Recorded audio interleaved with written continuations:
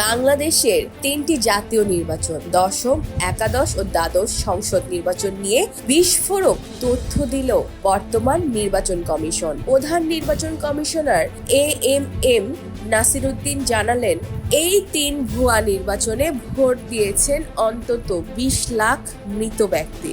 তিনি বলেন, কবরবাসী ভোটার কবর থেকে এসে ভোট দিয়েছেন, অথচ সেই সময় দেশের প্রায় 12 কোটির বেশি মানুষ ভোট দিতে পারেননি, যাদের মধ্যে ছিল 4.5 কোটি নতুন ভোটারও।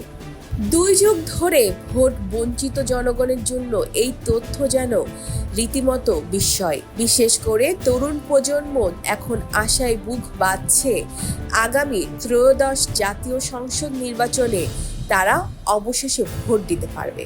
নতুন কমিশন এবার হালনাগাদের মাধ্যমে ঘরে ঘরে গিয়ে ভোটার তালিকা ঠিক করছে। 20 লাখ মৃত ভোটারকে তালিকা থেকে বাদ দেওয়া হচ্ছে, আর নতুন 12,88,000 ভোটারকে তালিকাভুক্ত করা হয়েছে।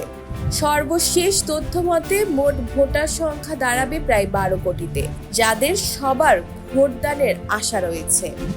রাজনৈতিক বিশ্লেষক ডক্টর তোফায়েল আহমেদ বলেন, আগের 3টি নির্বাচন ছিল প্রহসন, এবার নতুন তালিকা এবং আগ্রহী প্রজন্ম ভোটের বাস্তব চিত্র বদলে দিতে পারে। আগামী নির্বাচনে নতুন প্রজন্ম, বিশেষ করে জেনজি, বড় ফ্যাক্টর হয়ে উঠবে, কারণ তারা শুধু ভোট দিতে চায় না, বরং সত্যিকারের গণতন্ত্র চায়।